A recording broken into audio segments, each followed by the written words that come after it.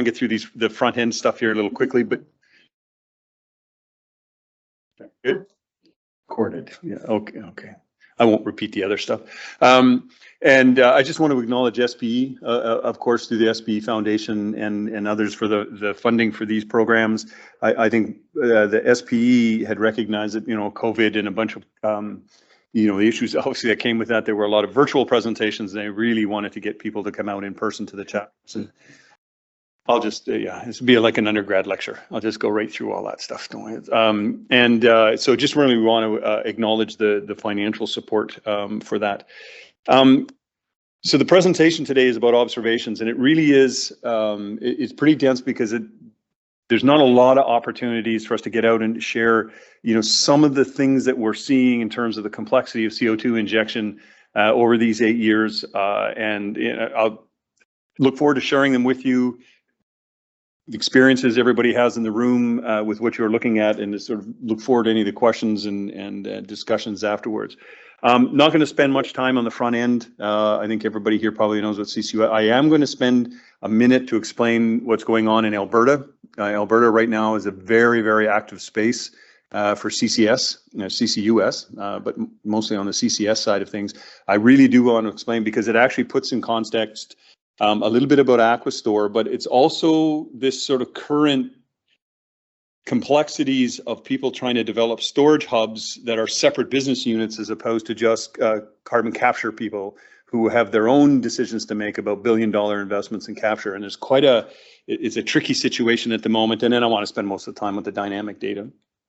To put Aquistore in context of that value chain for CCS, I don't want to do that. I pushed the wrong button. Now I have to try and do this, and I hope I haven't had too much coffee so that this shakes too much. But I got to try and use it. I haven't used this for a long time, but so hopefully the people online can see where I'm pointing. Hopefully this will work. So in the value chain, Aquistore itself, it's a coal-fired power generation facility. It's one of the first in the world in terms of coal-fired power. That it put a amine, use Shell's CANSOLV amine on it to capture the CO2, and then transport in Aquistore is all by pipeline. Of course, there's no ships, but obviously, clearly in Total Energy's world, you're going to deal with all of these aspects. But Aquistore's pipeline, and it actually involves both utilization and storage.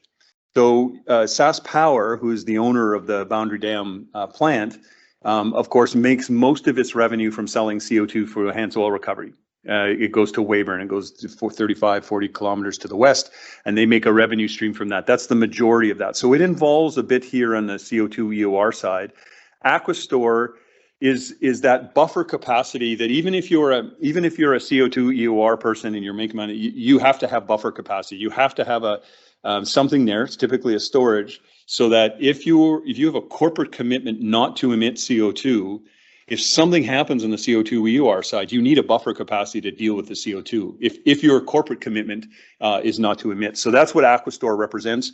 Aquistore represents this onshore storage component, and of course, clearly in Europe and offshore and North Sea sectors and stuff, the offshore disposal is a big part of that value chain. I saw this the other day just on LinkedIn really quickly with the dots. It's a busy space, pretty active actually, a really active space. And so almost in this, the next slide is about Alberta, but it's almost in the same context of Alberta, is that you've got many of these locations, if you like, in the Europe senses that there are hub developers. A lot. I just came from Copenhagen. There's a lot of activity there. And then there is a whole world of emitters, and there's this struggle to actually determine what the commercial terms are going to be between those two entities and what the risk and liability profile is going to look like. So in Alberta, Alberta's a little. Let me take a couple of minutes because it is kind of an interesting space at the moment. When CO2 generated a particular value economically from a tax structure in Canada, sort of, I can't remember exactly, but 2018, let's say, the federal government came in and said, listen, if you store permanently CO2, we will give you $65 a ton of CO2, and it will actually progressively build up to $170 a ton by 2030. So then all of a sudden the economics changed. All of a sudden when people ran the Excel spreadsheets, it went from red to black in many projects. So people realized that they needed pore space if they were going to actually permanently store. So what happened was you had this gold rush. It's something akin to a gold rush for pore space. And what happened was that people went to the government in 2018 or 2019 and said, I would like all of Alberta, please. I mean, it's not much of a joke. It's almost exactly what it was. And the government said, well, I can't give you all the pore space in Alberta. I mean, no. So they backed off and they issued a request for proposals for storage hub operators. So people who were willing to develop storage hubs that were open, that would negotiate in good terms to allow commercial access to the pore space. But the idea is that the government then would give you access to a pore space for appraisal or exploration, and you would have the ability now to go through the development. You can come back with an you come through an application, develop the storage hub, and run a business. So that's what those light blue regions. Everybody knows about Shell Quest. It's the dark blue region. It's been in Alberta since 2015. But what's interesting is in most of those blue regions, where the challenge comes, and I don't exactly understand how the complexities in the Europe framework, because it's a little bit more complicated. But here, what happens is you have these blue regions that want to be storage hub operators, independent of the capture. So now all of a sudden, I'm not allowed to move from the podium very far, so I'll just shift a little bit. But now I'm a storage hub business. I'm not an integrated. I'm not Shell. I'm nothing. I'm just a storage hub. I've got a pore space. I'm going to apply for a license to do exploration on this. I'm going to try and prove that I have 100 or 120 megatons of storage. And then what I'm going to do is I'm going to reach out. I'm going to eventually reach out to the guys who are the emitters, Capital Power, power generation, steel, cement, and pathways in here in terms of oil sands, and so on. And I'm going to try and generate a business arrangement between me and this storage hub guy. But this storage hub person in 2022 has no revenue. There is no revenue. So if you're a business and there's no revenue, you're going to do everything in your power to minimize expenses.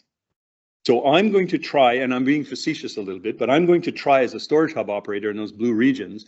I'm going to try and do that for $5, and I use $5. I don't know why I've been using $5, but I only want to spend $5 to develop my storage hub. And then I'm going to go and actually generate commercial terms with this, I'll call it the power company, the guys who want to spend $2.5 billion on capture. Well, if you're an exploration person, many people in this room are going to do this. You would drill some wells, and you'd maybe shoot some seismic, and you'd get some core, you do some lab testing, and you do some injectivity tests and stuff, and you take your time and you move along. And so maybe within sort of a full, if it's 100, 120 megatons to sort of prove out that zone, you might take 2 years, 3 years, something like that. Can't do that. These people want to spend $2.5 billion to take advantage of the rising price in CO2. They want an FID decision within 6 to 8 months. So they're now, in a commercial term, are sliding the paper across to the person who's the storage hub operator and saying, sign here to guarantee me that you have 120 megatons of storage. These guys then only have, you think, about 8 to 10, 12 months to do this. They drill one well in one of those big, huge regions of the province, one well, take some core, do their best with some core tests, do a 7-day injectivity test, maybe do a shut-in for 7 days if you're really pushing it. And they're going to take just that data over that range of pore space and guarantee 120 megatons. How many of you would be willing to sign that document? I don't think many. And that's exactly the world in which Alberta sits at the moment. That's the commercial challenge for us. And a lot of subsurface expertise in this room and online and Total. But the challenge now is how do you get to that sort of subsurface certainty point, knowing that there's a huge amount of uncertainty in trying to predict what that capacity number is, because you know, I don't think this is around the table is a lot of the converted. You know that the commercial terms from this capture facility that they're going to ask to be signed that says, if you come to me in 6 years and tell me I don't have 100 megatons and I only have 60, you owe me that many hundreds of millions of dollars. And this is the storage hub guy that only wants to spend $5. So it's a challenge. And so that's actually a bit where Aquistore fits in. That's why this long story, it's fun. We'll see how Alberta turns out and all the little dots, all the little dots in Europe. It'll be fun to see how that evolves. But that's actually where Aquistore fits in. Aquistore is relatively small. You'll see in a minute, 0.6 of a megaton, maybe over the 8 years, relatively modest injection rates. But what it helps with, we think, is that the data is going to help with some of those early uncertainty estimates around that FID type decisions. So there's a bit of that you'll see, and I wanted to, so that's the context of where Aquistore sits. Aquistore is, again, I said, tied to SaskPower. The other thing I'm going to try and remind everybody, and there's a lot of people, Total Energies amongst them, and many other people in the room are just, have been advancing this area in the last 4 or 5 years. I mean, the amount of research and the amount of studies that have been done and other things. The context for Aquistore is that this was designed in 2010, a long time ago. It sounds like I'm going to start a story or something, but it was a long time ago. Relative to what we have now, when you think about modern workflows and stuff like that. So I'm going to remind you a little bit about that. That's a little bit of the context for Aquistore, but we actually think that's actually where a little bit of the value is going to come in, and I'll return to that at the end. It's because our wells were only drilled in 2012, designed, and you'll see in the completions, for many people in the room who are a part of the completion side, you would not complete the wells like that today. Well, I wouldn't, and I don't think you guys would, but you'll see what was done. We think there's lots of value to get from what's happened in there, but you would not probably complete the wells today like this. But that's actually where some of the learnings come in. Rates are relatively low, 300-400 tons per day-ish. There was a small period in which we tested, I won't be able to share a lot of that data. We tested trying to get to 2,400 tons per day in this particular well. And while it was able to take it below fracture pressure, we wouldn't be able to sustain those rates for very long, but we did test it. So I won't spend any much time. We think this is where the learnings of Aquistore really is, that issue of that uncertainty. And you'll see some of the data today, and we'll see whether you share that a little bit. Again, you know, if you planned a project today, if you looked at local jurisdiction settings in terms of regulations, you looked at EU directives. In Canada, you know, you would go to things like ISO standards. There's stuff in the United States, Class 6 license applications. But back at the time that Aquistore was designed, all we had was the CSA standard.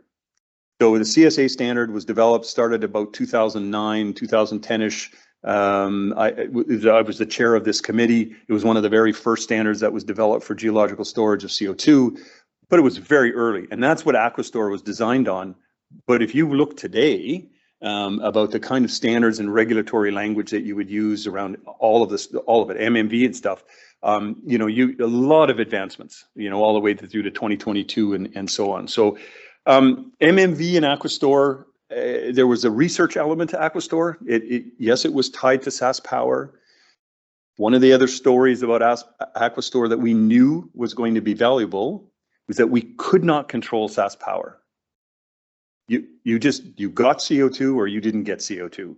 You got a little bit of CO2 or you got a lot of CO2. It just on and off, and you'll see that in the data.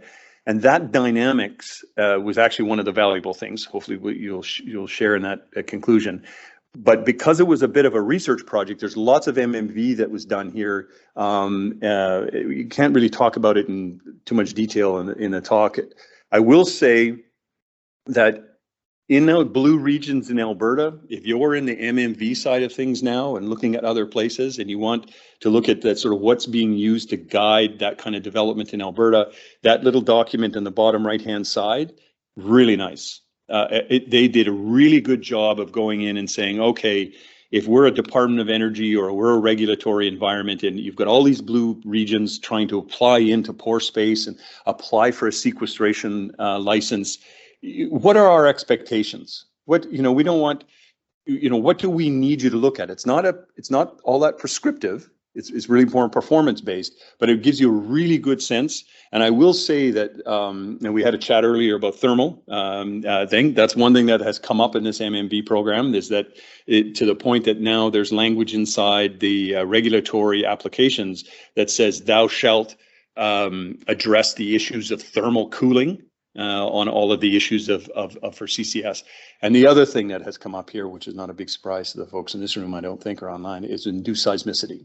Induced seismicity is buried in here as well, but it's a good document to grab if you're interested.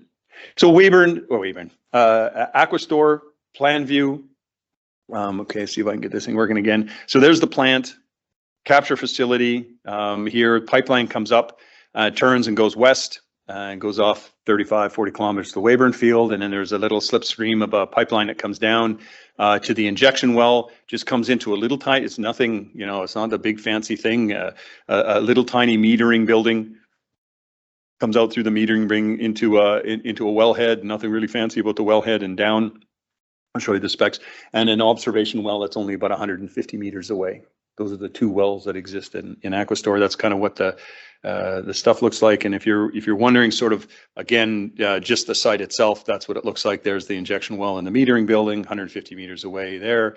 And this, out of interest, this is the Japanese JOGMEC people who are working on this across permanent source orbital kind of, out of balance washing machine, shaking, so that you can actually sweep the frequencies and do seismic surveys at any time. And there's fiber laid out on here and everything else, but that's what it looks like. So for the geologists in the room, there's a couple flashing here at the bottom. Our storage complex goes from the top of the Precambrian granite. This purple, the nice thing that we have, much like in Quest, in many of the blue regions you saw in Alberta, is we have a prairie evaporite upper seal. It's our ultimate seal. We have a primary and secondary seals, but this ultimate seal at the top is the prairie evaporite. So that defines the storage complex. And if you blow up into the deadwood where injection occurs, there's a few things to point out here again about how the project evolved. In those packages of sandstones that sit right on top of the Precambrian, the granites, remember this is 2012. It used an ELAN log analysis to try and understand on the fly what the sand packages might look like. Petrophysics today, if it was a modern workflow, would get a lot fancier than this, but in 2012, so what it did was it identified those sort of three regions that had sand packages that identified that there would be a potential for porosity and permeability in those regions for CO2 injection. And so for that reason, there were 4 perforation intervals completed in those intervals, 1, 2, 3, and 4 that you see there. Point those out and maybe just stick them in the back of your mind as we go through some of the data. I'll try and remind is that perforation 2 is the one that actually is taking most of the CO2. Perforation 3 takes almost no CO2, and there's a little bit at the top end of perforation 4 and a little bit at the bottom end of perforation 1. So there was some, there was a need and still is a need, I think, to go in and high grade the geological analysis of it, and it's ongoing. The other thing is that if you're doing a project today in 2022, 23, 24, and you were trying to get an appraisal, and you would core the whole interval here, but we ran out of money. It's a power generation company, SaskPower. It doesn't do subsurface work. It doesn't understand the oil and gas world. We had a research project.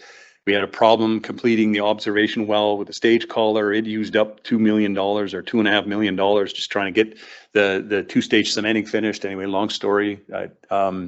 And so what happened was we couldn't core the whole unit. So all we were able to core was this 1 and 2 up at the top to kind of get the caprock interval, and this cored interval was down number 3 in this lower perf 4 interval. And it was supplemented by sidewall core, but we were short. You wouldn't do this today, and it was just how it evolved in Aquistore. Couple of the things, quite deep, 35 MPa in original pore pressure, very warm, 115 degrees C. Very saline, hyper-saline, 330 grams per liter, and we'll show you some videos about what happens when you get hyper-saline brines like that and some CO2. So those are some of the conditions. If for the geologists in the room, it's kind of what the better parts of the dead would look like. In an analysis of trying to understand the geology a little bit more, we did use some of the stuff that people, I'm sure, are working on here, but things like you see in TechLog and others, and attribution and rock typing and so on. We just used a separate technique for us here. But what this did show for us is that what was identified as sandstones in some of those units wasn't really all that permeable. It's highly cemented and didn't really work well. And it turns out it's that unit, sandstone 2, which is now where perforation 2 is, bottom of 1 and the top of 4, that's actually the most prolific. But I should say, and I think at times, so it just keeps going and you'll see some of the other analysis. I think the next one, maybe I'll click to the next one. That's perf 3. Perf 3, yeah, it was actually turned out to be a siltstone. So that's why it's not taking any CO2. One of the challenges, I'll chat about this one a bit later. So there was a reanalysis of what these units look like beyond the logs that were done in 2012, and it's shown us a lot about why CO2 is going in certain locations, and it's why some of the modern workflows would be nice to have had back in 2012. So what do the wells look like? So many of the people here are thinking about, well, how do I complete the wells? What do they look like? So in Aquistore, the injection well is a 10 5/8 inch hole with a 7 5-inch encasing, which is pretty typical. I mean, if you look around Class 6 license and other places, it tend to be this kind of size for the casing string. This completion on the materials is not probably something you would do today. In fact, I'm pretty sure you wouldn't do today. And I'm not entirely sure I understand why we did it in 2012. So what happened is that for many people who are looking at these designs will go with something less corrosion resistant, cheaper L80 type casing down to a particular depth, switch over to a high chromium steel over those completion intervals at the bottom, especially where the packer is. But what happened here is that there was this transition that happened. So it went from L80 to Q125 to a tiny chunk of chromium corrosion resistant, but not typically what's talked about today. In the United States, there's a lot of pushback because people are choosing chromium 25, which is relatively expensive. But here it was just, I think it was a chromium 11 casing string, very small, 3 strands of casing that over the packer sit. Then it went back to Q125 and went back to L80 over the perfed interval where the CO2 and brine were sitting. So a little tricky. The other thing is the packer. In 2012, 2011, the decisions had to be made. We went to Weyburn. And so they went to Weyburn and asked, okay, well, you guys do lots of CO2, so what packer do you use? Well, they ended up choosing a sort of a corrosion resistant packer, but it was a production packer with elastomers. I don't think it's any surprise right now in a workover in 2018, the packer is there. The packer is there for the rest of its life. It is not going anywhere. And you would probably not do that today. You would not use elastomeric seals. So that, that completion is a little different. This is pretty standard, right? Everybody's CO2 resistance cements up to the cap rocks, up into the intervals, typically up into the top of the storage complex. And then the decision on the injection tubing. So in the injection tubing, it was designed to the nameplate capacity of the well. So I think it was trying to design for 3,200 tons per day or something. So it was a 4.5-inch tubing string, but it's all L80. So there's no fancy metallurgy in the L80 tubing. And you'll see that that's, it depends on how you complete the well, that choosing L80 for everything. I mean, the decision is that you're injecting dry CO2. So if you're injecting dry CO2, your specifications are very solid, then in fact, you've got inhibited fluid in the annulus between the tubing and the casing. You have dry CO2. Why would you not use L80? For instrumentation, which you will see in a second, I just have to describe where all that stuff's come from. There's a DTS line on the tubing string that almost these days, I'm going to say, is standard practice. In most cases, if you look to how people are designing the completions, they have a DTS, distributed temperature fiber, strapped to the tubing string. permanent gauges strapped to the tubing, running with the tubing ported to the ID of the tubing. I would suggest, and again, we may not be able to get a lot of the details in today, but after the 8 years of complexity and looking at this and monitoring annular pressure, I would suggest that if you have some level of uncertainty on the completions, I would actually have another set of gauges ported to the annulus, not just to the inside of the tubing. Because there's a lot of things that happen under this phase behavior, pressure, temperature changes that make the response in the inhibited fluid in the annulus, the really odd response, weird, drained, undrained responses that sometimes it's hard to decouple from measuring the annulus pressure at surface. So if you can, it would be valuable. The observation well, it's 150 meters away. The decision there was to run a 4.5 inch casing, so it's much smaller because we weren't doing anything. It was a monitoring well, but it was L80 the whole distance. And I say that kind of, not sure why we did that again, but it's L80 all the way down through the reservoir. So the reason I say that was a little tricky is that because if you make a decision to put in a well, an MNV well, and you go through the caprock and into the reservoir for whatever reason to get data, that portion of the well, once the plume goes by, which in this case it did within 6 to 8 months, the plume goes by. For 7.5 years, that L80 casing is sitting inside CO2 saturated brine. I don't think that's kind of, at the moment, mechanical integrity logs seem to show that it's okay, but I think, getting past regulatory languages and things like that, I think you'd want to rethink if that well is going to sit there for that long inside that environment. CO2 resistance went quite high in this well. Stage collar was placed quite high. There was it was an operational thing. One of the reasons it cost so much money in this way was that we misjudged how fast the salt would creep in on the borehole. The salt creeped, the rates were like an order of magnitude faster than they thought. They had to under-ream both of these wells 4 or 5 times. Had a lot of problems running instrumentation because the drillers said, listen, the salt is just coming in on us so badly, you can't run any centralizers. There's no centralizers, you're done. 3,300 meters with no centralizers. I don't know for many of you who've ever run instrumentation, that just your heart stops. That's a monster. And then the other thing that is a common practice today, I mean, we put it in here as well, but kind of was new back then, but now it's kind of standard, is to strap a DTS DAS line on the outside of the casing.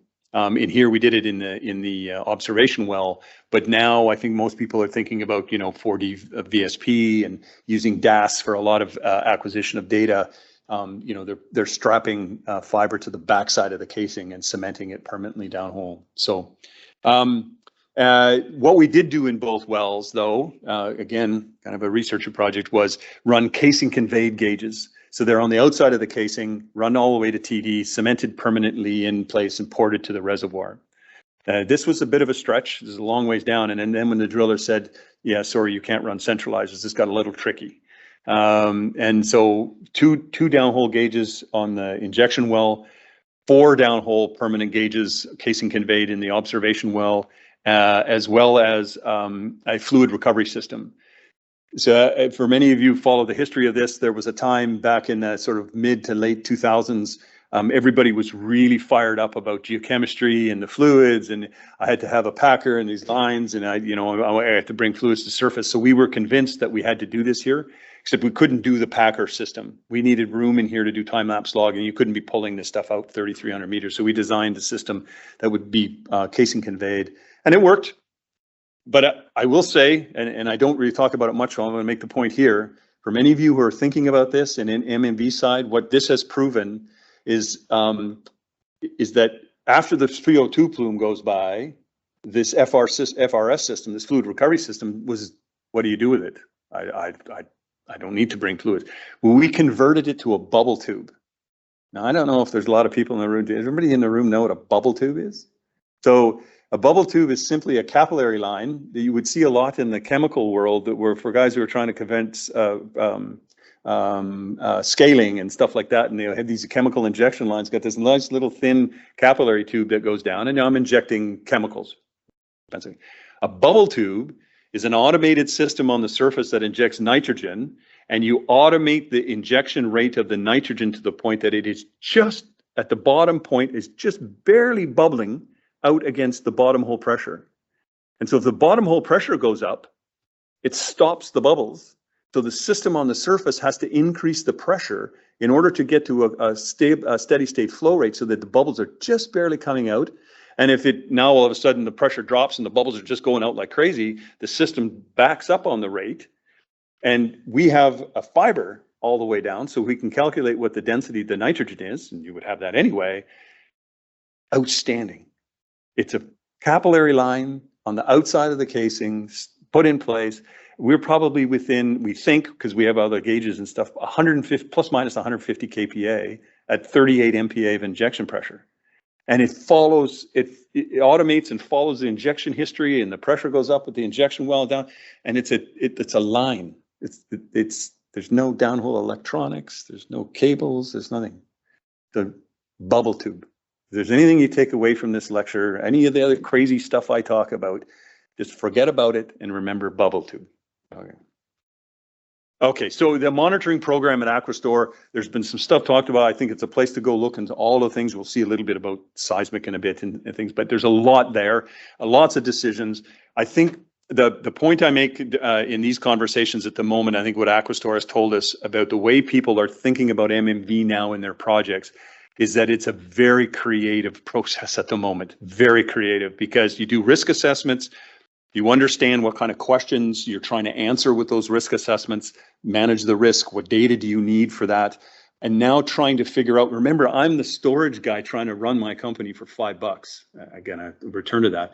So I'm trying to make decisions now on the MMV that is not, oh, I'm going to spend $10 million a year. People just don't want to do that. So it really is quite a creative world at the moment. And I think Aquistore just points to some stuff that, that people can reflect on. Maybe just show you a bit of the data, cementing. You remember I said we had casing conveyed gauges that were being run in. When you have these cases in the observation well, in particular in this one, we had these 4 casing conveyed gauges, and so they're on specialized pup joints, and they're put in the casing string, and you're running in. And what it does is it not only temperature, and you can get temperature these days with fiber. I mean, and people do, which is but as you're running in, you get the temperature profile running into depth, but you also get the pressure profile. And so, and when you land the casing, and this is Estevan, southeastern Saskatchewan, winter drilling, it means you all of a sudden bring in cold fluids from surface, and you can see the temperature drop like crazy as, pre-flush and all of these other, and the mud or the cement systems are being circulated to depth. You bring cold fluids all the way down. So if you're well integrity, fluid loss, you can look at those kind of data. The other thing that you get from this is that there was, all of these pressure cycles trying to open the stage collar tool. There's a whole bunch of stuff that's happening. You can track, this measures the sort of fall off of the fluid pressure. This was just a normalized reservoir pressure trying to fall off, and you can see that there was one location that wasn't falling off to what the reservoir pressure is, can tell you a lot. And you can, if you're the cement person, Total through the fellows in Poe and others, have done some phenomenal stuff on cement and cement quality. And, you can, with this kind of data, you can track all that data downhole and look at hydration temperatures and stuff and really get a sense of well integrity.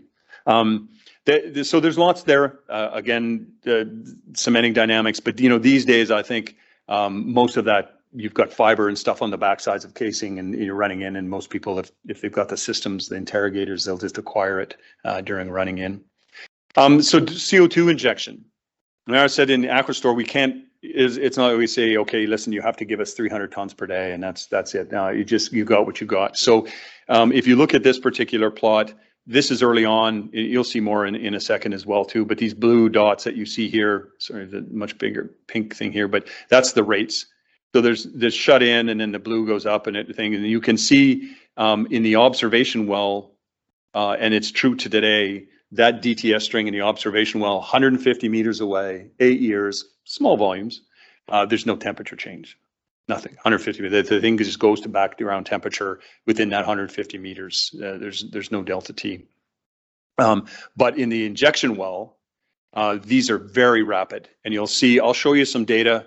A lot of people haven't seen this kind of data that's happening in the injection string during shut-in. Some really kind of crazy responses, and this phase behavior of CO2 under these conditions is really quite fascinating. So when people say, you've seen in the literature that CCS is not like reverse gas engineering. Like this CO2 does some strange things. I'll show you a couple strange things. If you guys know the answer to this stuff, we'll see.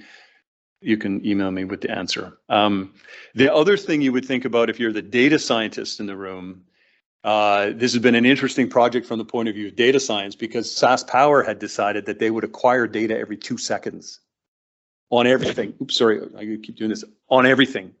Wow, that's like, okay. I don't know the last time a reservoir simulation history match person said, okay, I'm going to history match every 2 seconds of data for 8 years. And so what's been intriguing is then the question becomes those complex responses. What do I have to capture, and what do I try and understand? And it depends on whether you moved from 2 seconds to every minute, to every hour, to every day. What scale of the data, because you will lose this. Sometimes the complex changes in the behavior are so they happen so quickly that if you do all of this smoothing, you just lose it. So that's been an interesting thing that you have to think about up front because of the amount of data. If many people haven't seen, this is the conditions now under injection. If you haven't seen what liquid CO2 looks like, this is what CO2 comes into the wellhead in. This happens to be a little experiment down at the bottom of the ocean a long time ago when people wanted to do ocean disposal. I don't think the video exists anymore. But it's nice, it's instructive, because it tells me what liquid CO2 looks like, and that's what we have at the wellhead. It comes from the compressors, arrives at the wellhead at around 20 degrees C, maybe around 18 MPa, or you could think 20 MPa and 20 degrees C.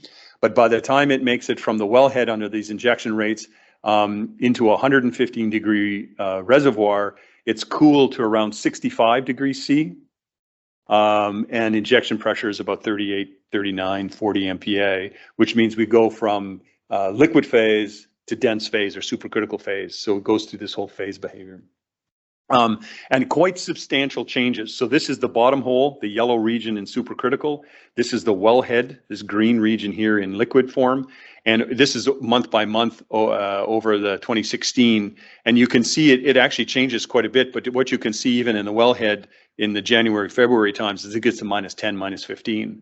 And that's not necessarily injection conditions. It's not a Joule-Thomson depleted thing. It just means in southeastern Saskatchewan, it's really cold. And it's shut in. And that volume of CO2 that's locked in the wellhead and down into the tubular, it's -20, -15. So it's pretty cold. So some interesting things can happen there. The reason for wanting to show this again is to give you a sense, because I'm going to chat a little bit about well integrity. You can keep this in the back of your mind as well, is that this is startup. So this was the startup of the program. Again, not controlled by conditions in the Aquistore. It was controlled by the capture plant, the compressors, compressor startup, and so on. And so you can see these pressure cycles and shut in. The black down at the bottom is injection rates here early on. Cycles, it warms, it cools very, very quickly, which you can see in the DTS profiles here. Very, very rapid. And what you're going to see in a minute is that just basically just beats your well up. No matter what the operational manual says. And so we think that's the kind of stuff that perhaps is happening here. The other thing that's interesting about CO2 in these injection conditions, if you look at this orange line, this is the stabilized, more or less the stabilized temperature profile during injection. So 20 degrees at the wellhead, 65-ish degrees at injection horizon. And if I shut it in, it'll warm to 115 and there's a crossover. And what happens is that under injection, the density of the CO2 here is less than it is here. because it transitions from liquid phase to dense supercritical phase. And so we have actually a less dense fluid here than we do here. So when you shut it in, there's this process of refluxing that's going to happen in stabilization and phase behavior changes that are going up and down inside the wellbore. And so you say, well, okay, it's a nice science experiment thing. The reason that I mention it in the Aquistore context is if you're responsible for looking at the measurements in your project and you start to see stuff like this, you need to try and explain why it's happening, right? Because ultimately you're trying to defend yourself against containment, issues around conformance and in the reservoir side, injectivity issues. And so some of these responses that look like almost crazy, you have to try and explain. And one of the things that for us in Aquistore that was a part of this had to do with salt precipitation. I think many of you have looked in this now over the last little while, seen lots of literature. It has been going on for probably a decade, but really ramped up in probably the last 4 or 5, 6 years, is this issue about salt precipitation, dehydration, drying out, permeability impairment. Did not happen at Aquistore. And what happened in Aquistore over the probably, over this last 6, 7, 8 years is our injectivity has actually gone up by an order of magnitude, not dropped. You'll see in a minute in the videos, we have precipitation happening, guaranteed, but we think this is a result of thermal induced fracturing. We think that in that near wellbore environment that we clearly are inducing thermal induced fractures that are just bypassing any impairment that's due to salt precipitation. And there are lots of lines of evidence for that. The other thing that's in the data, and I was saying about the time of the thing, is that as for people who are actually thinking about this on the MMV side, is don't forget about these upsets, if you like, in the projects. We had lots and lots of upsets because of the capture facility. So they would inject and shut in, and you'd fall offs, and then it would inject, and you'd have a buildup, and then it shut in, and it would fall off. And these time-lapse fall-off data are phenomenal. You can just track KH. One of the things we've not do, I'll mention it here, we probably should go back, is that because we have thermal induced fracturing, people are have suggested, and we haven't done it, and I'm not sure why, but in this high rate data, that this now at this acquisition rate is suitable enough to actually use DFIT analysis to try and see whether we could track time-lapse fracture closure pressure. So is there another way now to guarantee, or not guarantee, to provide lines of evidence on the sort of containment side of your project if you could track fracture closure pressure with time? And I think it was valuable. We haven't done it yet, but this is again an example of where if you chose daily data, you aren't doing this. You can't do this. Not even close. Well, everybody who does this knows that. I mean, the high rate acquisition, but if you have it, it's good. So let me show you a bit of this anomalous kind of thing that can happen. It's a bit of that complexity in Aquistore. So in this particular, this is all 12 months of 2021. Sorry for the colors a little bit. I should change them eventually here. But this blue at the top is temperature, bottom hole temperature. This blue in the middle track is bottom hole pressure. And this red on this bottom track is injection rate. So if you look at the middle of 2021, for all the reservoir simulation or reservoir engineers in the world, it does what you would think it would do. So if I look at this, I'm injecting for a little while, I shut in. So I'm going to shut in for a period of time. The bottom hole warms up and the bottom hole pressure falls off. But look at what happens in the next increments. So now the next increments, I inject for a tiny amount of time and I shut in, and all of a sudden, this is the response I get. I get these little things, and then I get this thing climbing, and then it falls down, it climbs, and then eventually at some point it just climbs forever. It's shut in. There's no injection. It just climbs. Okay, and then all of a sudden I inject for a little while longer, and you can see the next steps, and I get this craziness on shut in, and then I get this craziness. So if you blow this up, this is what it looks like. This is what we see in the gauges. And it's now 2021, 2020. It's not a rare occurrence anymore. And so what happens is if you go in here and you look at these slopes of the build part, this a fall off would be, fall off and go down like this and down like this. But if you look at the rates of these buildups before these sudden drops, it actually follows this nice curve like this, actually. So there's all of a sudden something happening. I mean, there is no injection, right? This is shut in. And so there's some phase behavior, some things, rising slowly to build pressure at the gauge ports, and then something happens in the borehole, in the well bore, in the injection tubing, that causes it to suddenly drop to what would be a kind of more stabilized bottom hole pressure fall off point, and then it builds up slowly and it falls off. 2022 character changes a little bit, same little blips and stuff like that. I mentioned it in passing yesterday, and it doesn't show up here. One of the other really weird responses, and I should have shown it to you, I apologize, is that after some of these events, you're shut in and you start injection like this. This one, you started injection and you see how the bottom hole pressure rose. There are multiple examples of after a shut in like this, you start injection and the bottom hole pressure drops. It drops by an MPa and a half. And then eventually kind of climbs along like that, and then eventually just kind of comes up, but it drops. Kind of fascinating. The other part of these lines of evidence about this complexity in the behavior, which is at the heart of the presentation a little bit. If you look at this little bit of data, it turned out there was one point here where Silixa, the amount of the thing about Silixa came out to high rate acquisition of the fiber on the tubing. Really high rate over very, very small gauge lengths. I mean, the gauge length must have been, I think, like a half a meter or something like that, and very high sampling rates. And what happened is it turned out fortuitously, kind of, is that while they were there, which is over a very short period of time here, this response, they actually caught a couple of these things. And what happened was, as you can see, so this is all the way along, not all the way up, but this is colder, this is warmer, and then it builds up. There's maybe some kind of response you see here, but as soon as there is this drop, the DTS on the injection tubing captures a cold response. It cools, and then it warms, and then there's another drop, and you can see another cold response. So there really is some indications of what really kind of complex phase behavior dynamics are happening in the wellbore. And by the way, we do not know yet. There's lots of theories, but we don't know what it is yet. The other thing that's interesting, again, about the kind of complexity, and I should say for the committee, you might actually, okay, guys giving a talk, yada, yada, yada, it's nice little blips.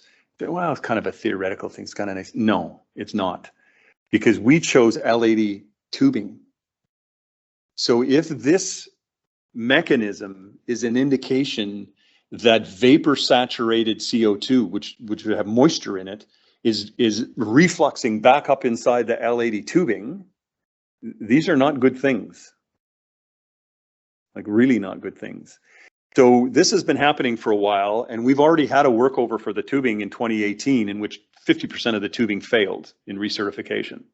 So that's pretty early in the project. So I think these are the kinds of things that are arguments now, perhaps in Total Energy's teams and others, about, should I put down a subsurface safety valve? Should I have something down there that really prevents something crazy is going to happen, or this kind of stuff is happening? Should I have something down there to really make sure that that's not coming back up, and live with any of the risks around the subsurface safety valve and just choose L80 tubing?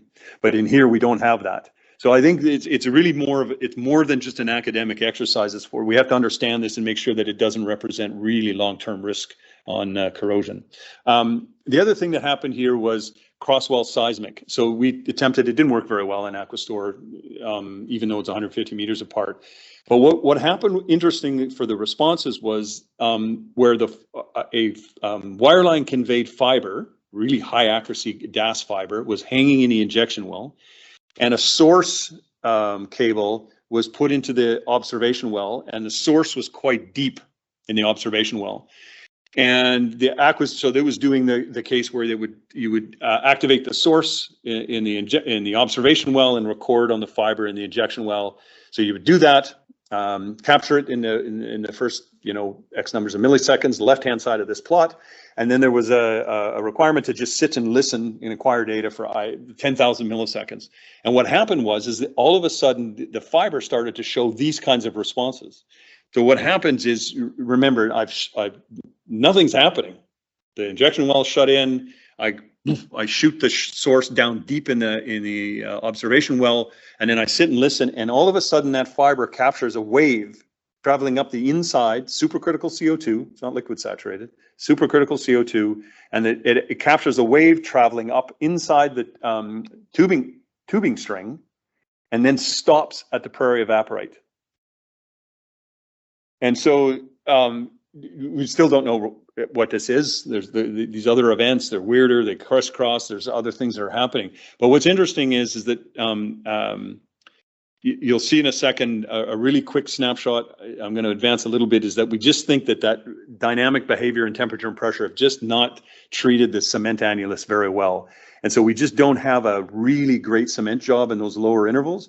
And this is likely a traveling tube wave in the steel from the source, and the fiber that's sitting inside is captured it, because it's not a bubble, rising, it's not some other thing, that would be at 1500, 1800 meters per second. So there's some really weird things. So the question becomes, you start to see this, and somebody's going to ask the question, well, what does that mean? So these are these kind of complexities that we're seeing in Aquistore that I think other people are going to see.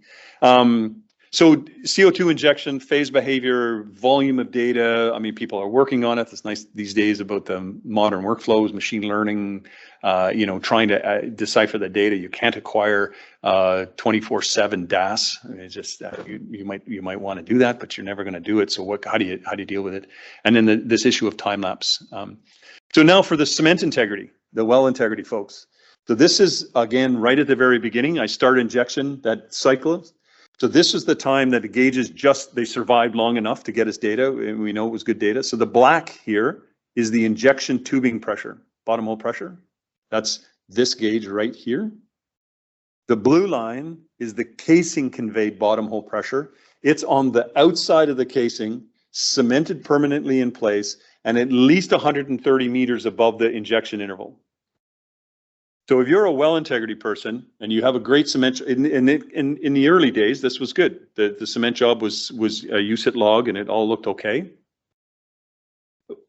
You would expect that in fact you were reasonably sealed, and that if I was injecting 130 meters down, that in fact I would not see anything on that gauge. But we did, sorry, the reverse. Is that as soon as the injection started, that gauge on the outside of the casing, 130 meters, almost responded immediately.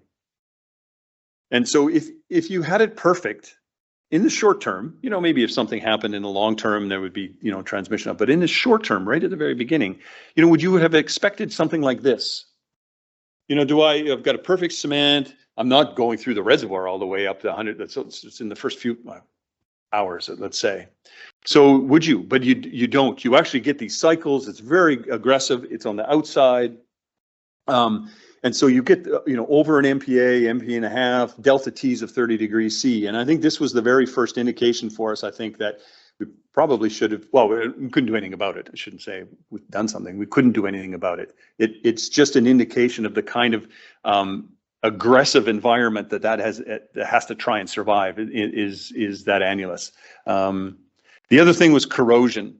I think one of the things now at 115 degrees C, 330 grams per liter, hyper-saline, Quest has found this the same, is that this is not a NACE handbook corrosion decision. These corrosion rates are phenomenal. And I think that's something to be very careful with. This led to some issues in Aquistore. Gauge manual had a corrosion leak in it. Showed up in the precipitation here, and it was the reason we had to do the workover. Just don't underestimate. There's some really nice stuff recently published by AMPP, but that was one of the things that this issue of corrosion is substantial. Again, I think this is one group, Total Energies in particular, where we're sitting and the kind of work that's been done. This is not an unknown thing. There's been some phenomenal thermal poroelastic type analysis work done on this kind of stuff. But I think what Aquistore has shown us is that it can be substantial for CCS. So let me show you what the downhole looks like in this hyper-saline environment, and let me set the stage, and then I'll run the camera. So this is in the context about how projects are going to be run, whether they should have continuous injection, what's going to happen in intermittent injection. One of the things that's come up in the conversation is that everybody's using ships. The ships are going to come around, they're going to come and dock, they're going to inject CO2, then they're going to have to shut in the well, wait for the next ship to come around. It might be a day or whatever it might be, maybe if it's worth its weather, and they're going to have to shut in. And so now there's going to be this cyclic injection that happens. So what's happened because of these cycles in Aquistore, this camera was run after 4 months of shut-in, so pretty extensive shut-in. So it was 4 months, had to do with the capture plant. And the reason for running this was not for what you're about to see. The reason for running the camera was that there was a decision from a production engineering point of view to try and divert CO2 flow from those perforation units. There had been production logging runs, PLTs, that had shown where fluids were going, and it was not so, why is it going here? Why isn't it going into some of these other horizons? So we made a decision to try and put in perforation balls, which goes down the fluid, finds the high rate perfs, plugs those, and diverts the flow to other perforations. Absolute disaster. Absolutely unmitigated disaster. Like, it was horrible. So what happened was, did that, and didn't work, shut in for 4 months. I said, well, okay, let's go and run a camera and see what happened to perforation balls. Why did this thing go south so badly? So what you're going to see is what we found in 2017, trying to go look for perforation. And you'll see actually right away early in the video, see the thing that goes by, and it's almost a perfectly round thing of precipitation. Yeah, well, that's just the perforation ball. But basically, I'll run the camera, but what you're going to see is precipitation that basically looks like you're from outer space. So you'll see in a second, yeah, you can see off to the left, the round thing. But what you'll see now is precipitation. It's crazy. And nodules, rivers of things. It's all halite, by the way, just to jump ahead. Crystal structures you're going to see in a minute. The crystals growing straight out of the perforations. And now at some point you'll see pink on the left-hand side, the halite. You can see the camera rate going negative because they have to just bang on this stuff to try and get through it, and it's just raining down past the camera. So really okay, this was an eye-opener. The other eye-opener is that this is the interval that did not take CO2. This is not the interval that took CO2, it's the interval that did not take CO2. And so the premise now over the years we've realized is that you've got these multiple perforations, you shut the well in, and now when the brine and everything else and the CO2 is coming back to the wellbore, you've got a CO2 plume in perforation 2, but you only have a brine pressurized plume in perforation 3, and it drips back into the borehole. And so it just creates this craziness. And you say, well, okay, well, how long does this go on? So I threw this in. I didn't have this the other day. Didn't have this in Copenhagen. I just did this thing. So that's what it looked like in same depth. 3257, same depth, 2017 and 2022.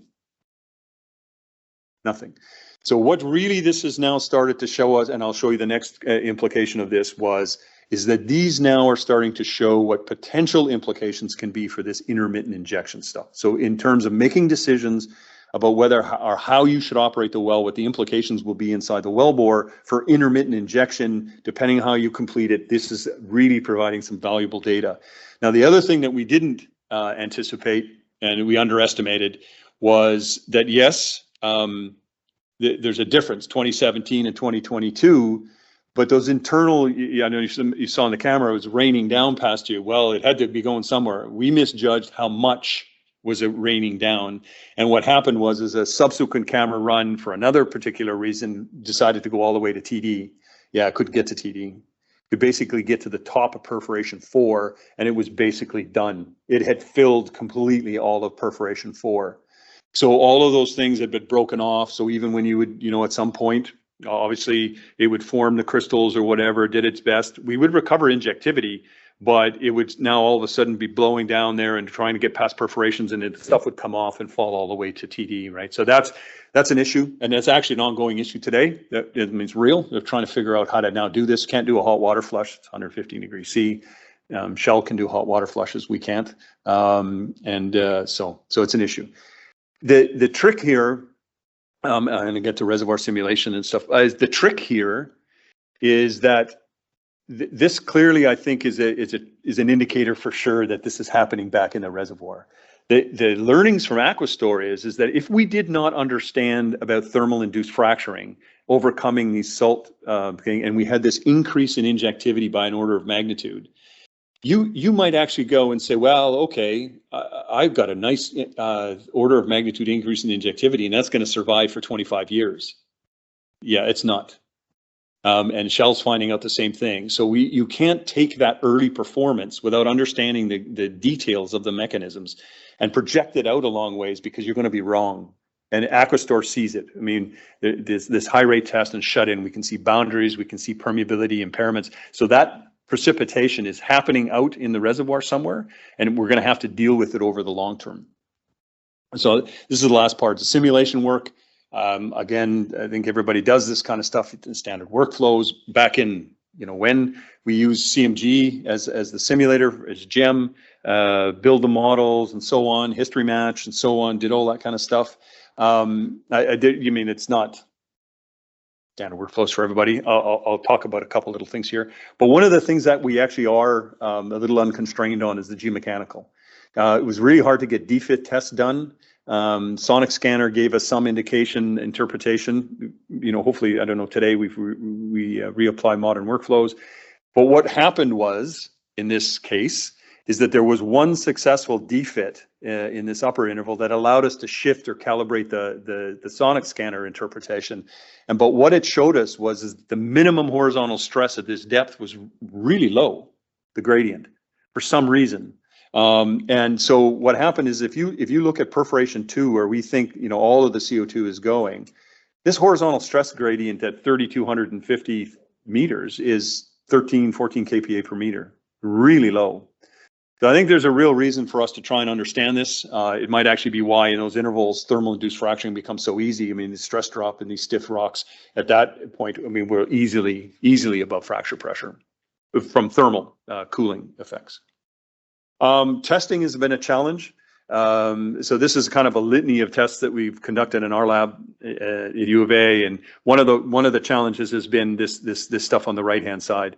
So over a range of heterogeneities, how are you going to define thermal conductivity, thermal expansion, upscaling, relative permeability measurements at temperature that makes sense? Really tough. I think if somebody in Total knows how to recreate 330 grams per liter in a lab and do it at 115. Be nice to chat. I think that's a monster. So there's some challenges. So the last part to share with you has to do with seismic. So one of the things with Aquistore was that we were allowed, because it's a researchy kind of project, we had a lot of sort of more time-lapse seismic than you would otherwise. You're not going to do this today, guarantee you. Nobody wants to do this today, by the way. But we had 3 baseline seismic surveys, and then 4 monitor surveys, and a 5th one was just completed in November. And what we found was in Aquistore is that the plume didn't seem to want to go to the west. There was the injection well, and it was going up dip kind of to the if you're thinking to the right, it's kind of to the east, east northeast, and then it was elongating in the northwest direction. It wasn't moving to the left on multiple time lapse interpretations. And what we realized is that eventually, when you go back in, is that we had what we had referred to as a flexure in the Precambrian. And that's kind of the word we've been using. We don't typically like to use the other F word. We kind of like the flexure word. The other F word is kind of a monster for us. It actually might be. Probably I'm going to end up using that word in a second, but it's just the structure of it looks like it doesn't, the typical, see, I was just going to use the word, fault throw. The throw, you normally think it's a much more attenuated kind of thing. So we've viewed it as a flexure, but the issue is, and this is again for the people who think about, I got to do fault reactivation and everything, is that this we don't think is a case where there's this sort of major throw and there's this through going fault structure through the deadwood. It's a much more gentle deformation oriented kind of response. And if that's the case, because we still don't have it quite figured out yet, then the permeability barrier that sits in the deadwood is a deformation related thing, not a fault reactivation kind of shear structure, which means it's a much more attenuated response, but it has the ability to stop plume movement. So it has implications that we need to understand. You can kind of see it a little bit in this Ordovician lineation through here, and you can see a little bit of this sort of attribute analysis on the base. We got to do a better job of this with modern workflows. I think that's one of the things. And it just turned out, guess what? That's actually where we drilled the well. We didn't really have a choice, but so the other lesson that's going to come about from this will be kind of the last lesson for us. I think that's important for projects going forward. Is was trying to match the plume movement. So you're doing history batch, you're doing bottom hole pressure and doing bottom hole temperature, mass injection rates. You said, well, okay, now I'd like to worry about, can I match the plume position? Well, if you're starting out way back when, you'd have built a layer cake model and every layer is pink and blue and it has the same properties and you do the thing and it's a nice circle. Yeah, it doesn't work. So you say, well, okay, I'm a geostatistics guru and I love stochastics, so I'll build a variogram. And now I get a variogram. Yeah, that still didn't work.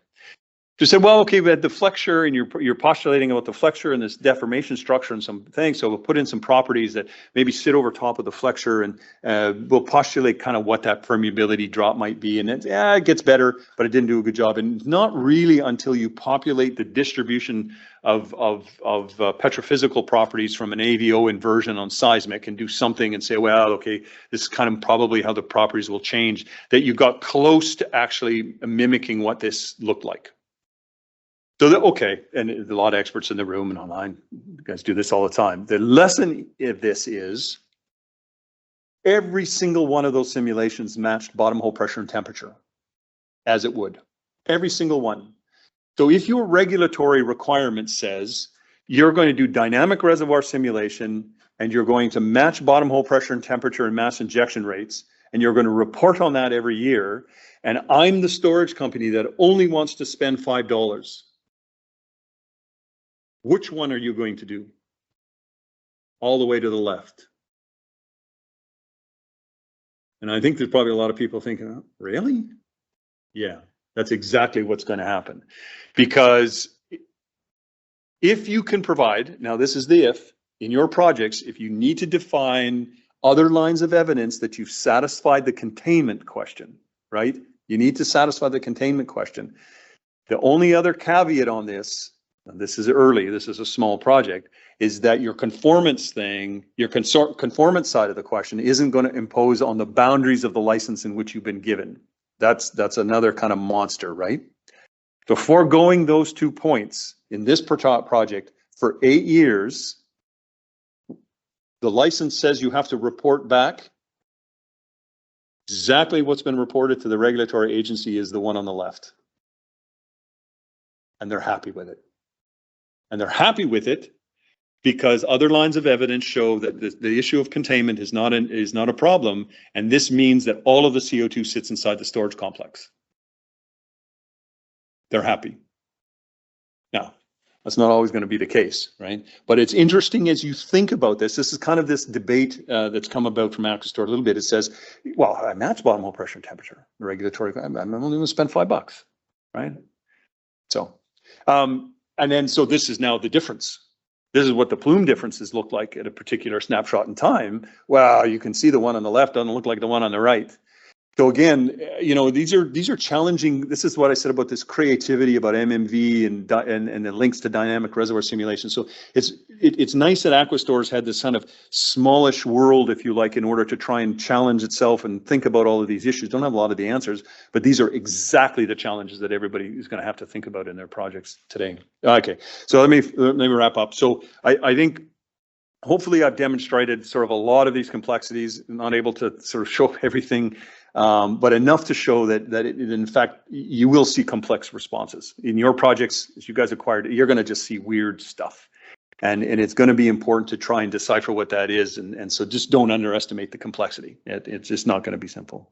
Some acknowledgements, of course, to SPE, PTRC and SaskPower, and the sponsors of the Aquistore project over the years. Members of my research group, in particular, Ali Reza, he's done some phenomenal work on the simulation side. And then a group of individuals of us sit on this Science and Engineering Research Committee, Don White and Ben Rosh and others that we were right from day one trying to design this thing back in 2010, and we continued through, and it's really been fantastic to work with them. Set of references, I think will be here in the slides. The other thing that SPE says is this part, the feedback.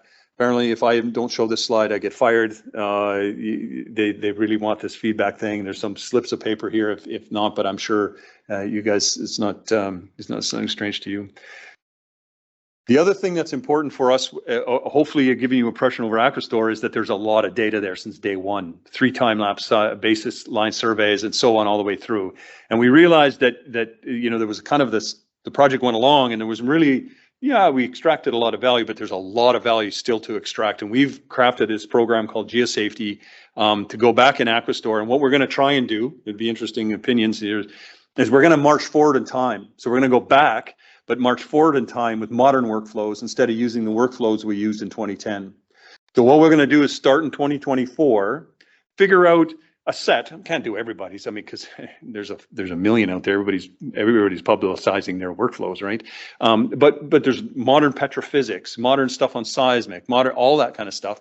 And we're going to go all the way back and so the premise would be that 2010, all I had was four regional wells, 35 kilometers away, 40 kilometers away, 25 kilometers away. That's all I had. Didn't have 3D seismic, didn't have the wells. So what we're going to do is say, okay, take modern workflows, take all the petrophysical analysis of those existing wells, and build me the geological model for Aquistore, build the reservoir simulation model, and actually forward predict this known injection behavior. Because I know what the injection behavior is. I know what the mass flow rates are. I know the bottom hole pressure. I know the bottom temperature, and predict for me what does it look like here. So this is the premise that you believe the interpretation of 40 times time lapse, right? So let's say, in general, if we trust kind of where the CO2 plume has gone over that time, I basically have a real truth model, not a simulation truth model. I have it's actually what happened. So find out how wrong I am here. And I'm assuming we're going to be wrong. Because if we're not wrong, if all I need is 3 or 4 regional wells and a couple modern petrophysical analysis, yeah, I could become a $3 storage hub company.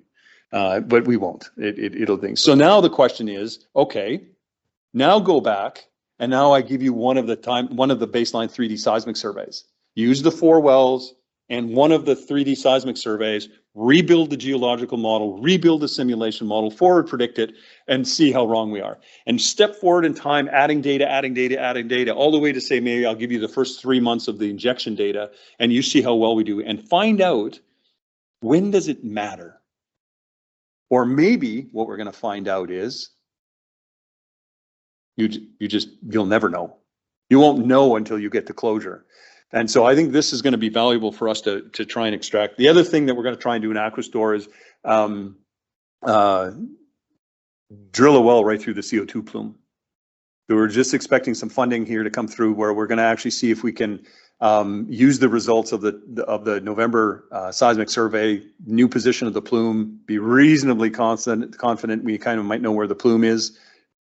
Might be a home for some other technology to try and give us some confidence that we know where the CO2 plume is and drill a well right through it and do our best to try and figure out, take core, we're going to put MMV equipment in there, but take core and then try and figure out if we can, at least to some level, figure out where the CO2 saturations are in that column.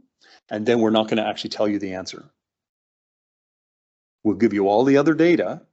All of the simulation people can all get all that other data, and they forward predict to 2024 what the CO2 plume looks like and its distribution up until that point. Put all the results together, get in a room like this and yell and scream at each other about how good or how bad simulation is. So we're excited to see if we can make that happen. So with that, I better stop. Thank you very much, Misty, and look forward to conversation and questions. Thank you.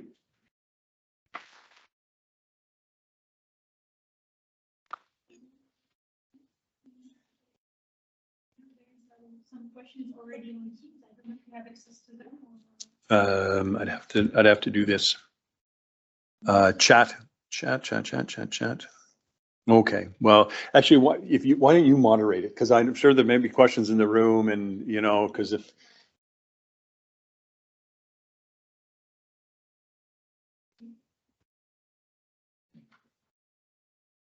So maybe we can start taking some questions from the chat. So first question from here that has I think for this presentation, what was the impact in what phase change during shipping period on the pressure transit? So we're fully, I think we're fully convinced that on the pressure transient analysis, it's not like you can pull up a PTA analysis software and do it. I think it's going to have to be simulation work to try and decipher that, because there will be all that phase behavior. And I mean, if you think you're just dealing with wellbore storage, it'll be kind of a monster, I think. So. Perfect. Thank you. Another question from Virginie. She says, a great presentation, very informative. What about DAS, in situ and at surface? Okay. Are we measuring microseismic events at surface? No recorded microseismicity in Aquistore. Okay. Zero. So I don't think we're entirely convinced that we know the reason why yet. Even if you were measuring -3, -4s or something, we're not really sure. And we've had multiple. I mean, this is not a kind of thing. We've had multiple. We've had a permanent downhole geophone strings in the instrument in the observation well. We have surface seismometers. We've had multiple programs that have happened. We catch blasting shots at the mine. We catch earthquakes in Vancouver and BC and everything else, and we don't have anything. So we think the reason for that is that I think Aquistore is a poor analog for this because of the small volumes. Okay. We think. Thank you. Another question from Virginie too is that can the DTS DAS be used to understand the injection profile in a permanent monitoring matter with point calibration using PLT runs? So that was, in fact, was part of the plan, and one of them was to actually have the fiber come all the way down past the perforation intervals to depth. Fiber never survived. These days people are quite good at oriented perfing. It could be quite valuable. It's just a risky completion. But definitely from a permanent monitoring point of view, most people now, because they do not want to do time-lapse. Remember, I'm spending $5, right? So they do not want to do time-lapse 3D seismic, right? The 4D stuff. So most people will think of DAS attached on the backside to do things like 4D VSP, like a walkaway or like a 4D VSPs to get early data on the CO2 plume movement to actually calibrate the dynamic simulation model early on. It has a role to play for sure. Yeah. Thank you. We have another question from Gary Aridita. Thank you again for your informative presentation. And he asked, did you see any injectivity degradation when injecting in a multi-phase condition, meaning dense phase mixed with gas phase? No. So again, when we saw this issue with the injectivity, there was a ton of work done. Because somebody would say, "Oh, it's just the viscosity change of the fluid, or it's a change in that phase envelope." I mean, it's pure CO2. Aquistore, the SaskPower people, I think they output like 99% pure CO2, dry, right? So it's not like it has some huge phase envelope or something like that in some big monster two-phase region or something like that. But you look at the phase behavior for the CO2, and, it's density change, and it's viscosity. No, it doesn't explain any of it. Okay. Yeah. Perfect. Well, it hasn't to date anyway. Another question from Gary is, does injectivity test with water is good enough approximation to estimate injectivity of dense phase CO2 considering differences in fluid behavior? Yeah, I think that's exactly what most people are going to try and do the conversion. It's just that Aquistore experiences, as well as a few others, would suggest you really, really careful with the fluid. Mm-hmm. I mean, this is not just, I'll mix up some KCl and I'm good to go. I think for many of the regions in Alberta at the moment, most of them are specifying a production test. If you can do it, you actually produce those intervals, keep the fluids, and measure the buildup, which gives you an early indication, and then repeat the injectivity test with those fluids, because at some of these depths and the chemistry, if you're not careful, it gets really nasty. We had a particular problem early on. Yep. And there is a request from Herbert if you can re-show the slide with reference publications because it was a bit quick. Oh, sure. Well, I'll send you the slides. Yeah. Though. No, you guys can. We'll be sharing the slides. Yeah, you guys can have the slides. That will be helpful. See where I said something wrong. We have the recording as well. So yeah, you have the recording, yeah, and you really can say where things you have everything. Yeah. Another question from Gary is if you run any PLT survey to locate best injection interval. Oh yeah, but PLT didn't work. Oh yeah, there's I think there's maybe 4 PLT runs or something over time, but they've not been the greatest, and they're not been the greatest because the precipitation you saw there was bouncing off propellers and thing, and probably it wasn't the greatest. That's why I think if there's a completion and it's over time and there is some faith in being able to get a fiber down there, that's a nice tool in real time to give you some partitioning of flow across those perforation intervals. Perfect. But PLT kind of worked, kind of when I showed you in the presentation, you'll see in the slides. It's kind of an average kind of thing. It wasn't at times it was difficult to interpret. Perfect. I'm just checking because I see people saying they did not hear the questions. Is it still the issue? If you can confirm, please. No, it's fine now. Yeah, thank you. Okay. It's fine. The mic was off, but I opened it after the second question. So one more question, and then I think if you have around the table, you can prepare your question meanwhile if you need more. One more question from online is from John saying, very interesting presentation. I saw you had sampling points in the well. Did fluid sampling provided more surprises? No. The fluid sampling that was done in the observation well, especially to get it to surface under pressure, basically showed exactly, it matched where the plume went by, and it matched with time-lapse P&D and RST logging.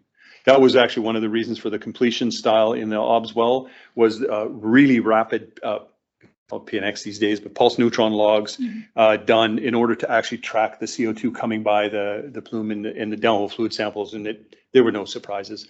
The original chemistry of the downhole fluids were done with MDT analysis during the drilling, so nothing really too surprising. Perfect. No.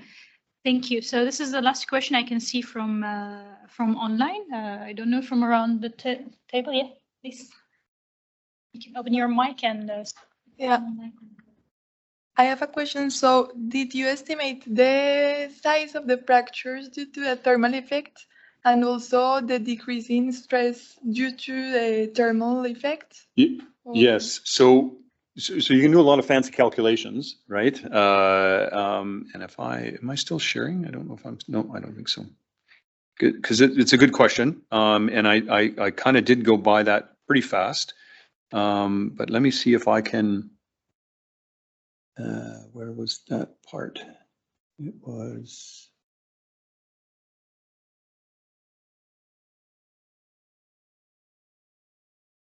okay, so from on the geomechanics side, so this was parts of the, oh, I guess I should do this because that's not going to help people online, is it? Wave my hands.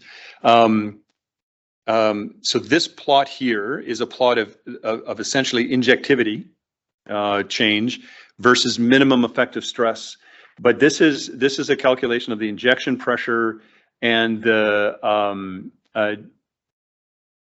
thermal elastic equation for a reduction in stress due to cooling. So this, stiffness of the dead wood at I put this down at that injection horizon. I've got a drop in stress, so I calculate what a bulk sort of drop in effective stress. And what happens is that all of this is all field data other than that calculation. So that there's the bottom hole temperature drop, and you can see that this data actually on the injectivity side goes through an inflection point here that's at a tensile in situ stress level that almost matches identically to the tensile strength of the deadwood. So there's these kinds of things that have come up, that these lines of evidence. I would say that you might ask the question to answer your question. You might say, well, have you run sort of a larger scale reservoir geomechanical kind of coupled simulation? No, not in a detailed sense. It's been kind of a pretty average kind of thing to look at this, but that was a big indicator for us that that when you look at the data and it's actually just real injectivity index kind of change data matches the tensile strength, that's another one of these things that's showing that you know, clearly we're getting. But character of the fractures, no. And the reason is that even in the workover, we wanted to actually go down down into the perforation intervals and do cased hole logging of some sort. Couldn't get the packer out of the hole. So we've not got there's been no way for us to get down in there and do something. I mean, through cased hole logs, pretty tough, but you know, try and do something down there, but we just.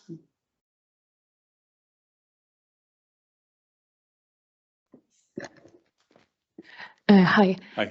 So let's say we are the storage hub people, because we are all specialists in the subsurface domain. And then we have the regulations that we need to give information to. What would be, well, according to your knowledge, the main information we need to give them, and when should we give them this information? Because you just showed that we have a lot of data, we have a lot of measurements, but what is the main information we need to give them, and when? So that MMV guidance document provides a lot of input about what the sort of Alberta regulator is looking for. But ultimately, in the end, this comment I said about the creativity is that ultimately what they're looking for is containment and conformance. So it's now however you're going to package MMV, and then by that I mean also dynamic reservoir simulation thing, how you're going to package that to give them the evidence to support containment and conformance.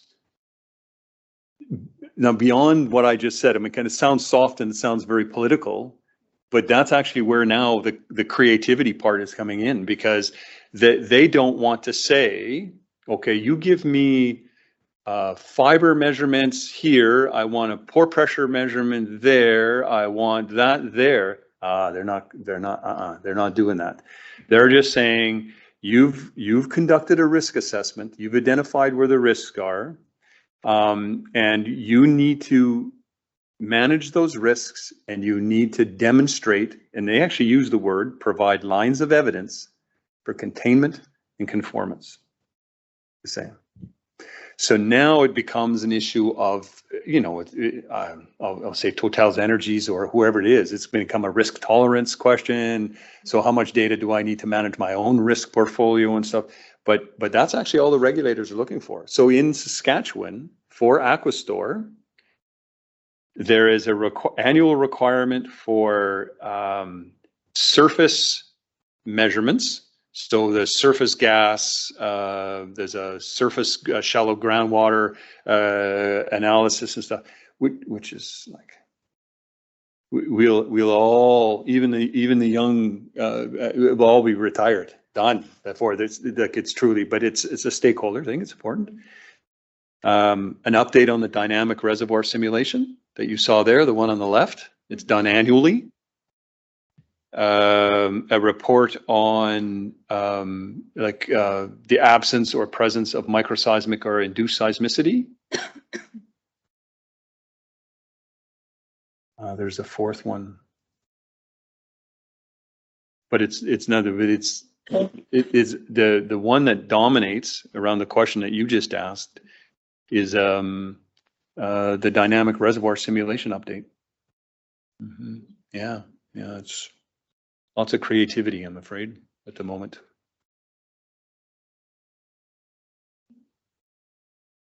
I'm just surprised that the MMV is that. Thanks for the presentation first, because it's a great one. I'm surprised that the MMV doesn't require the plume monitoring, because that's, I think, it doesn't require which the plume monitoring. Oh, plume monitoring. I think it will. No, I think it will. And again, I think that's why most people are going after earlier type data like a 4D VSP, or actually going back to the lovely world of 2D. Because I saw all the pilots which are going on worldwide, and maybe not all, but most of them do actually plume monitoring. So yes, but okay. So again, in the scheme of the $5 guy, yeah, sure. I don't have the image here, but let me just paint a question about how I would pursue it and why you would think it would be wrong. So if instead of spending, I have to do a 3D seismic survey. None of us are going to get away from that. You're going to have a baseline. Sorry, you're just going to have to do it. But if I'm now doing monitoring and I have the question of conformance, maybe the question is conformance, well, then all I'm going to do is I'm only going to put in 3 2D seismic lines, 60 degrees apart. I'm going to shoot the 2D lines, cheap, fast. It tells me the position of the plume along those planes, those 3 planes. I'm going to match to my dynamic reservoir simulation with those positions. I'm done. That's my plume monitoring. So why couldn't I get away with that? Why what would I need more? I'm being facetious. It's a nice conversation, but that's the kind of thing that says now that everybody knows that there's going to be a dependence on dynamic reservoir simulation. There's no way out of that. But if I've got these couple points, these things, again, this is this issue about sparse monitoring. I mean, everybody knows, that there are people talk, but if that's all I need, and that allows me to calibrate the model I have and forward predict. So I may have another one. Based on your monitoring over 8 years, what would be the impact on not as Aquistore, but as a core storage owner? I guess you only profiting the profit interval 2 took CO2. Your flexion loss shows that you are only draining to the east. Yeah. What would be the impact on the volumes which a core holder could sell with reasonable certainty? Yeah. Okay. So now we're getting to this. Now the serious questions. Now, right? Because now that question for SaskPower is going to be, you 0.6 megatons, but now what if we wanted to take the project to 15 megatons?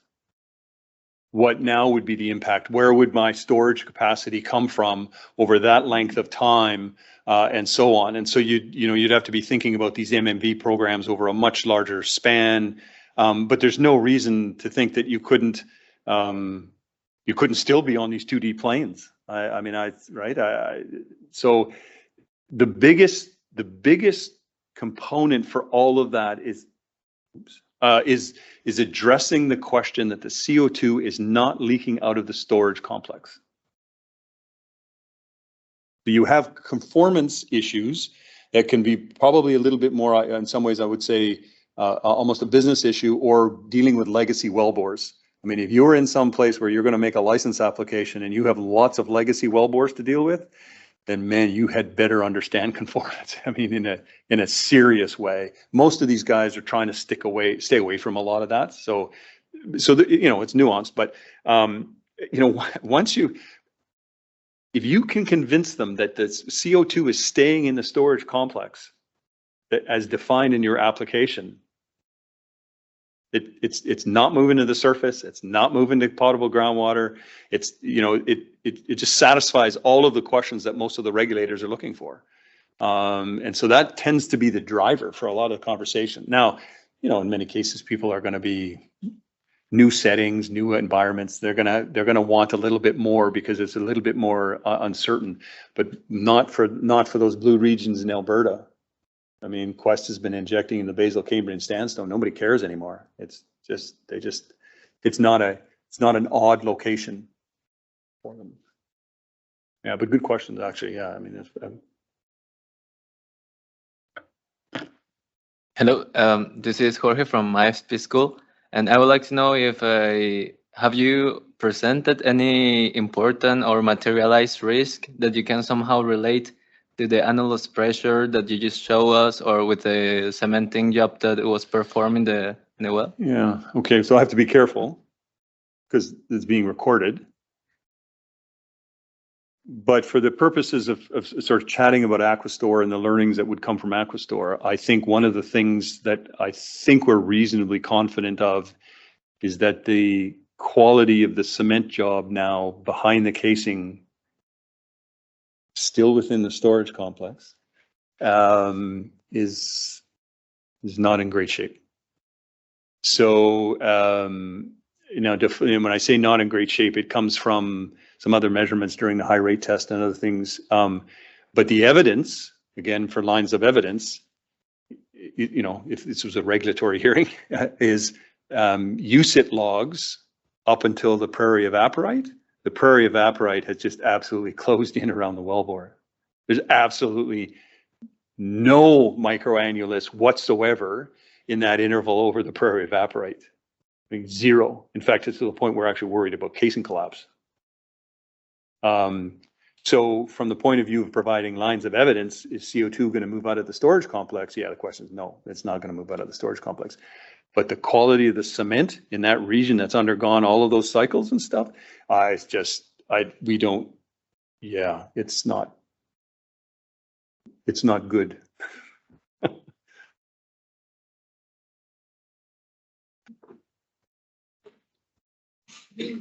When 20 years ago, we started to work on the CO2 resistant cement. I have seen that you have put one, at least inside, how it works in reality. So for me, there are some evidence that without centralizer, by default, you don't have the good cementing job. So it's agreed. So there are no agreed. Yes. No negotiation. So you will have the microannulus. You will have all the nightmare that we supposed to have.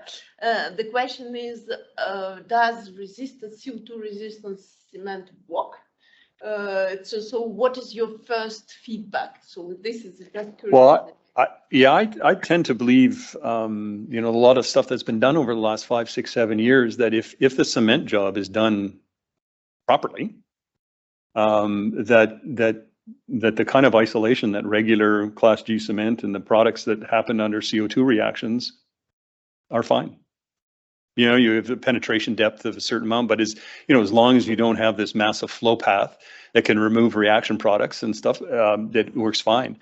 But again, if people in the room are doing MMV, you don't do this, right?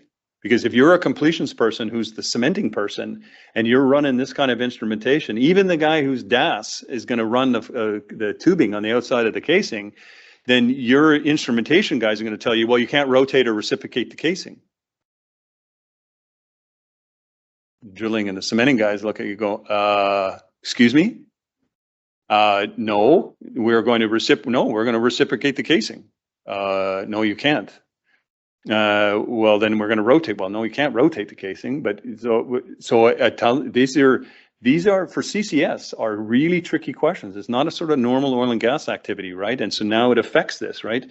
So yeah, it's tricky, and I think it's one of the bigger risks to be thinking about now still, right? Because people are worried about.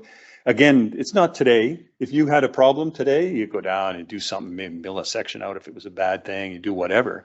The question becomes getting a closure certificate. I mean, everybody wants the liability gone. I need to apply for a closure certificate, and the regulator is going to come back and says, oh, well, what about that microannulus thing that you had back then? So that's the tricky part, I think. So I agree with you. Yeah, I don't know why, again, I'm not sure in the observation well why we had CO2 resistant cement all the way halfway up. Anyway, 2010, I blame it on 2010. We had no idea what we were doing in 2010. No, we did, but.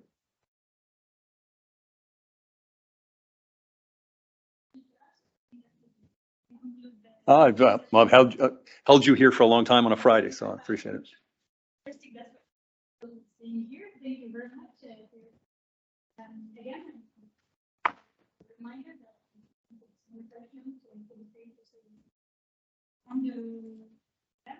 with a round of applause. Thank you very much. Oh, okay. Oh, thank you. Thank you very much. Oh, okay. Well, that's good. Thank you very much. Appreciate it. Thank you. Thanks, everybody. And I'm not going anywhere. So if somebody has a question that they didn't want to ask out loud, for sure.